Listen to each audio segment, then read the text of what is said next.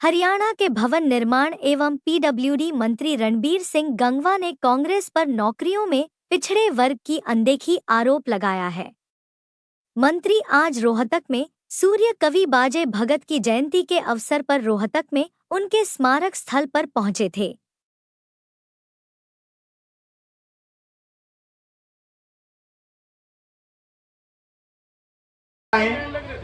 Trust के जो साथी हैं भाई, ट्रस्ट के जो साथी है वो एक बार मंच पर आ जाए।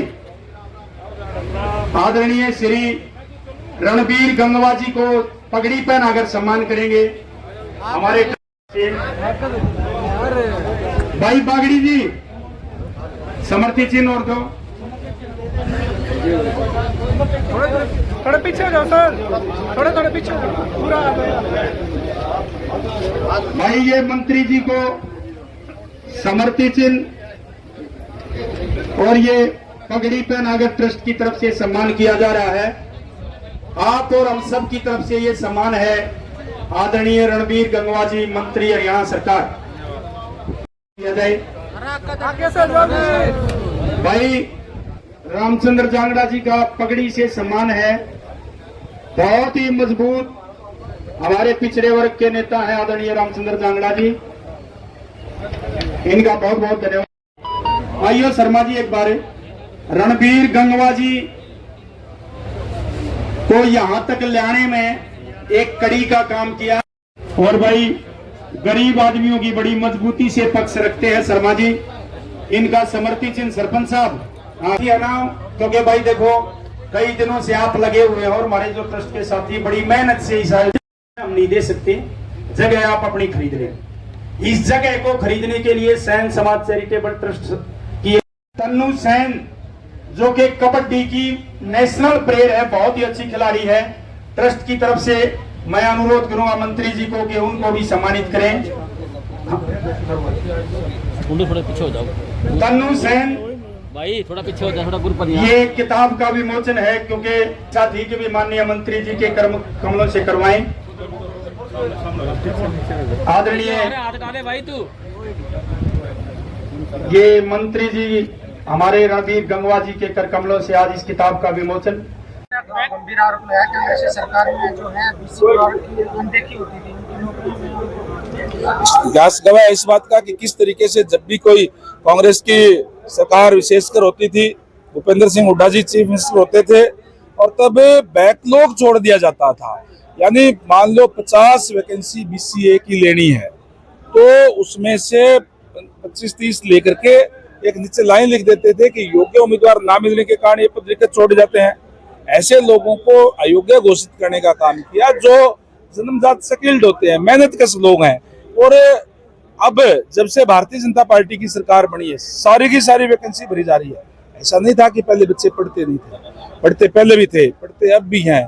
इस तरीके की व्यवस्था पूर्ववर्ती सरकारों ने उनको देने का काम नहीं किया। बदमाशों के हौसले लगातार बुलंद होते जा रहे हैं। कानून व्यवस्था को लेकर देखिए, जहाँ तक कानून व्यवस्था की बात है, माननीय मुख्यमंत्री महोदय ने भी स्पष्ट आदेश दे दिए हैं। हमारी पुलिस को पूरी छूट दी गई है कि कोई भी अगर क्राइम करता है तो क्राइम वालों की जगह हरियाणा के अंदर नहीं है, या तो उनकी जगह जेलों के अंदर होगी और या फिर वो बदमाशी छोड़ देंगे।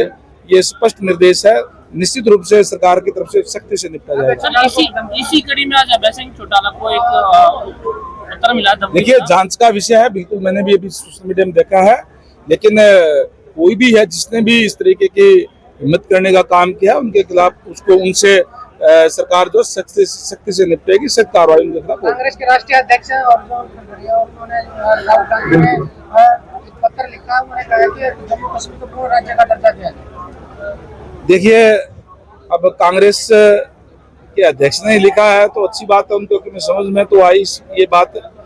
देखिए, उस टाइम पे उन्होंने तो हमेशा जो है एक तरीके से मैं कहूँगा कि जब धारा 370 आई तो भी उसका विरोध करने का काम किया, तो राम मंदिर बनाया तो भी विरोध करने का काम किया। अब पूर्ण राज्य की तो बात कम से कम उन्होंने कही, पूर्ण राज्य तो अभी बनाने का काम भारतीय जनता पार्टी की सरकार में हुआ है।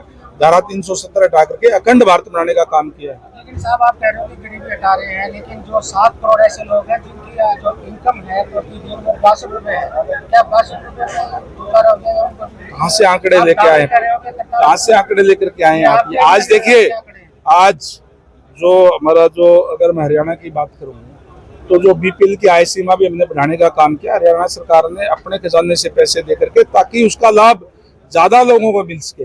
जहाँ 1,20,000 रुपए बीपीएल की आय पूरे देश के अंदर है, हमारे यहाँ 1,80,000 है, और उनको आयुष्मान का भी और बीपीएल का लाभ जितने भी होते हैं वो देने का काम हमारी सरकार जो है निरंतर कर रही है। और जो हमारे जो स्किल्ड जो बच्चे हैं, उनको स्किल्ड के लिए भी अलग अलग सेंटरों के अंदर उनको भेजा जा रहा है, और उनको रोजगार का सुनिश्चित हो, इसके लिए भी जो है पूरा प्रयास सरकार की तरफ से किया जा रहा है। दीपेंद्र हुड्डा कहते हैं बीपीएल कार्ड में बड़ा घोटाला हुआ है, चुनाव के समय है 30 लाख लोगों के वोट बनाए गए, वोट लेने के लिए तो भाजपा देखिए, जो कांग्रेस के लोग अभी, चलो अच्छी बात है, कम से कम बीपीएल की और की चिंता तो करने लगे। हमने जो बीपीएल के कार्ड इसलिए नहीं काटे गए कि वो कोई ओरिजिनल के काटे गए हैं। जहां किसी ने भी अपनी आय छिपाने के लिए, कोई अपना कोई नौकर है उसके नाम कोई गाड़ी करवा दी, कोई और कुछ करा दिया, कोई प्लॉट करा दिया, अब वो सारी की चीजें सामने आ जाएगी। 30 करोड़ लोगों की एकदम से घटाना बढ़ाना कहाँ हो गया? एक तरफ तो कह रहे हैं बहुत ज्यादा बीपीएल कार्ड बन गए, कम हो रहे हैं तो भी उनको कम हो रही है तो भी मैं कहूँ, एक तरफ तो कह रहे हैं कांग्रेस के लोग, सुनो तो पहले तो कहते हैं कि बीपीएल कार्ड ज्यादा है, अब कम हो गए तो भी उनको चिंता है।